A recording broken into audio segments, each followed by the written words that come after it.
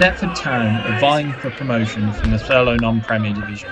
The club are defying the odds both on and off the pitch, experiencing success with a limited budget and attracting former professionals to Mumford Road. Previous relegation battles have not deterred the group, and the squad are more driven than ever to achieve the unexpected.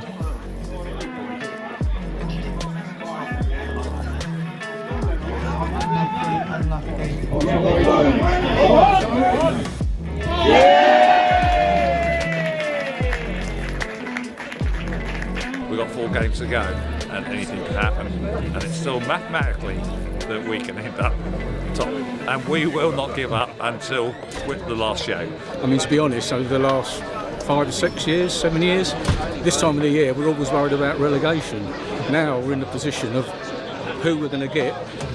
Hopefully we don't need to get anybody because we'll win the league, or we're in the playoffs, and that is just fantastic.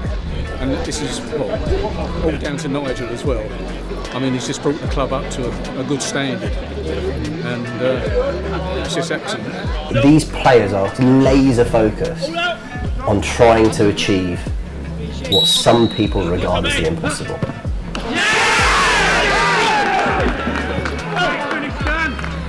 Boys, come on! Not fucking over! Come on! Get back in! Get back in, yeah? Let's go! It's March 2023 and Thetford Town sit top of the league. The fans have enjoyed the best football their team have played in years and are excited for the run-in.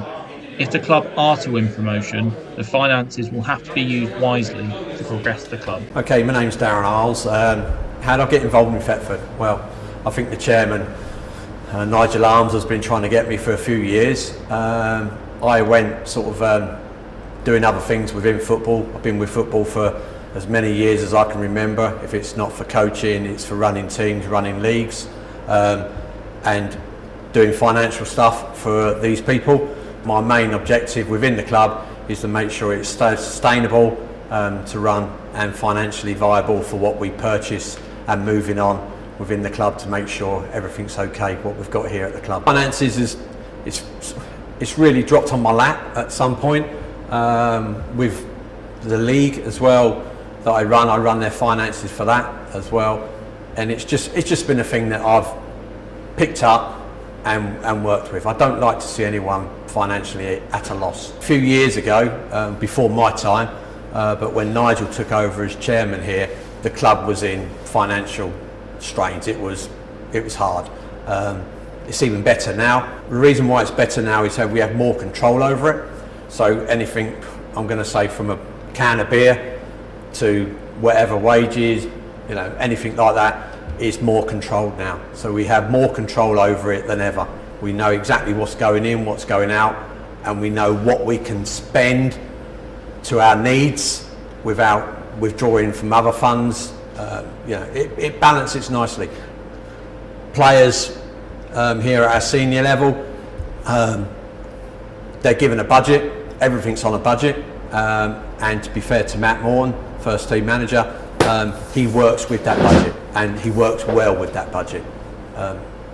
It's not going to say the greatest budget within the Thurlow Nunn Prem. There is a lot of other teams out there playing a lot more money. But the only thing here at the club we do here is we won't spend more than what we need. Reason being is, if, just say for instance, some people have got some big money backers, we don't as such. We have some very good partnerships with companies and some good sponsors, but they're not massive amount of money. So we run it very tight and very well. Thing is, we need to be sustainable. If the big money men moved out of the bigger clubs, should we say, or not bigger clubs, but clubs that are putting more money in, if them bigger money people just went, that's it, I'm done tomorrow, where would that leave that person club? Here, we can sustain that. So we haven't got any what I call very big money people. We just work well with what we've got. We all know now what we've got coming in, going out. And it's like it's like running a small business. Now, you can't go spending more money than what you haven't got, or spending stuff that you don't really need. Especially now, like with the electric, the gas, everything going up. it's costing us more and more and more. We're not getting no more in as such, but it's costing us more. So to do that, we have to run things a little bit tighter than what we would. You know, we got the clubhouse here with its bar and everything else, it's all its consumables, they've all gone up. So now we don't hold a great big stock. So basically we run the stock down and we run it to a tight budget. That's a bit like our electric here now. So all our big fridges and everything else are all on timers. You know, we've just, our electric for our boilers and our radiators, we've all just put them on automatic thermostats that everything can be worked from an app. So now we don't have nothing on. So when nothing is running at the club, we don't have nothing on. How things change moving into the next league, hopefully what that will draw in is more supporters through the gate. So, you know, there is an extra revenue there. So the only extra revenue you would get is a good possibility of more people through the gate. So the gate fees are more profitable for the club. Same with the bar as well, more people spending behind the bar and so on. So that's where our funds should go up more. And maybe 2 or 3 good sponsors might come on board, and that's where we will aim a lot of our time to try and get. The key to Thetford's success has been the spirit within the squad, who have rejuvenated the atmosphere around the club. The brotherhood within the squad is creating a competitive advantage on the pitch. Obviously, I went through the youth setup at Norwich, spent 10 years there. Originally, before I joined the Norwich Academy, I was at Thetford Indy from the age of probably 6 to 8. And then spent over 10 years at Norwich, and as soon as I left Norwich when I was about 20, 21, I joined Thetford Town for a season, just trying to, you know, get some enjoyment back into football. Absolutely loved it. Then went on to progress and moved around a bit, playing for a couple of teams, or a few teams at a professional level. And then last year, I was sort of at the stage of my career where I wanted to settle down with work, and you know, this was an ideal situation for me, being 10 minutes from home. Knew a lot of the boys already, so it was an easy decision, and I've loved this season so far. The first time I was here, the manager at the time was Danny White. Didn't really know a lot of the boys. Had played against them when I was younger, and then, you know, there's still a few boys now that were in that team back then. The captain at the time was Sam Bond, and he's still the captain now. So he was a massive part in me joining back. You know, I asked him, you know, what the team was like, has it improved? Because I didn't want to join, you know, and be a middle of the table team. I wanted to compete, and he assured me that, you know, we've got some good players and we can definitely compete this year. So that was enough for me. Obviously got on really well with a lot of the boys already, and so it was a pretty easy decision. I moved to Thetford at an early age with my family, and from mini soccer days, so maybe 5-6 years old, playing, attempting to play at that age, and then going on through the youth teams. I guess I was playing for the team or training with the team a couple of years older, and then there was a team that became available for my age, and I started playing for Nigel Arms, who's now the chairman, and that lasted for years really, I think up until maybe under 15s or so, and then Nigel went on to coach the under 18s team, so I had a couple of years without him, and then back into the first team set up with my family and everything. Everyone was just so football mad, so I don't remember even having a choice. It was just from birth, I think, that I loved the game, and yeah, still same passion now, I think. I don't think it'll ever change. When Morton John took over the last sort of 7 years, you know, we have not been successful as a club. I mean, maybe even further than that, but this is certainly one of the most successful. We had a spell under Danny White when he was manager, which we had a really good squad and a good camaraderie of local boys and friends, and it was all a big friendship group. This season, although not being one of the highest spenders in the league, of course we have a couple of players on okay, but nowhere near like the budget some of them have. We appreciate that. The changes have been really, I think, stemmed down from Watson John. So the professionalism, the one rule for one rule for everyone type of leadership, the camaraderie, like there's no real cliques in the change room, which is always a massive thing. Everyone who plays knows that sometimes you just get into your little groups and there's whispers and everything. We don't seem to have that, and I think that's a huge part. And then just having consistency, you know, the same standards are set every week by Morts, and he expects nothing less, and that has gone a long way. And then combine that with some real quality forwards, and and this is where we are at the minute. I think it's so important, you know, how much the group get on as a whole. It needs to be a tight-knit bond. Otherwise, you know, we can't be falling out, because that definitely shows on the pitch. Don't get me wrong, there are arguments, but I think that shows how close we are. Whatever happens on the pitch stays on the pitch. As soon as we're back in the change room, it gets squashed. But it definitely helps. You know, when we started this season, I think it's pretty clear that a lot of the teams around the league have a bigger budget than us. So it's going to come down to, you know, how quickly we could gel, and, you know, show what we're about on the pitch, as a team as a whole.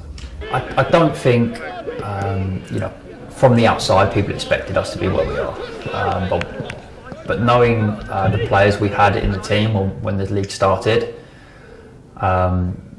we knew we were going to compete. But we obviously, game by game, we just took it, you know, one game at a time at the start of the year. Didn't really know what to expect from, especially myself, you know, dropping down a few levels. I didn't know how it would fare and what the teams around us were actually like, but I knew the quality we had, so it wasn't a surprise at all. And now we're towards the end of the season. It's getting down to that crunch time, and we need to, you know, as I said, keep going game by game, and, you know, the next game's always the most important one. This has been the most successful year on the pitch, for sure, as a team. Maybe not for me personally. I think just before a season or two before COVID was my most successful, or before I moved to London. That was really when I was probably playing the best stuff of my career, but yeah, no, it was the toughest when I moved. You know, I've played football my whole life. I've trained, you know, almost every day. You know, not really had a lot of days off football. So that was probably the biggest challenge, you know, waking up every day, and instead of, you know, going to football, I'm now going to work. And then once I finish work, we're training in the evenings. So that was the biggest change for me. I had to prepare myself for that, and, you know, the rest of the lads at this level do it, right? They go to work, and then they play football in the evenings. So that was the challenge, and I've enjoyed it, and it's definitely been good for me to switch off from football. You know, it's not the be all and end all. It's not what I think about. You know, last season I was football, you know, 24/7. But now I'm focused on other things, and that's definitely helped me on the pitch as well, because sometimes it can get too much. You can see clearly the brotherhood here. I think we've had so many offers for our players this year, which was going to happen when we're top of the league. And I said from the start, I told Morts, if anyone comes in for me, just reject it. I'm not interested. I don't want to join a new team, because I didn't want to, you know, restart and get to know another group of boys, especially this year, because I love where I'm at. And I think that shows for the rest of the boys as well.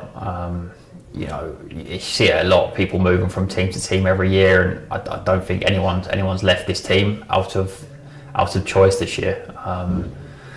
So yeah, you can definitely see that the team chemistry is where it is, and it shows why we are where we are in the league.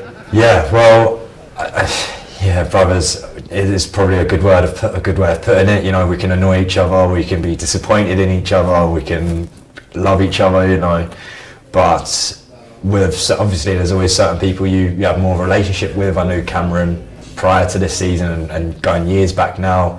So yeah, it's always nice to help everyone. I think there's a fine line between trying to be a leader and a captain, but then not ruling people's lives. You know, we're playing semi-pro football at a push at the end of the day, so it's always hard to really go so far with like pushing them what they should and shouldn't be doing. You know, they're still grown men at the end of the day. I'm here on a Saturday to try and lead by example on the pitch, and I try and get that balance right. With 4 games left of the current campaign, recent form has seen Thetford's title hopes slip away from their grasp. While still possible, they now need to rely on other results. Guaranteed second spot at least, the club will enter an interstep playoff if they miss out on the title. Yeah, so within the Thurlow Nunn Prem, where we move up to in our next level, as it stands at the moment, the rules are, or the law is, the top one automatically goes up into the Ishmael League, which is the next progression up, and the runner-up, so second spot within the Thurlow Nunn Prem, will then go into a playoff. That playoff will be from the third or the fourth bottom of the Ishmael League of one of their divisions that the team could end up going into. And that playoff is done on the 29th of April, and that will be at the Ishmael ground, which at the moment we don't know what team that will be. From that game is a one-off. You know, if it's still a draw at the end of the game, and then that will go into a penalty shootout, which that game then will be decided there and then on that day. All roads lead to Barton as Thetford prepare for the most important match in the club's history. Win and they play Step 8 football for the first time. Regardless of the result, the squad will go down in history, rounding off a memorable season for supporters.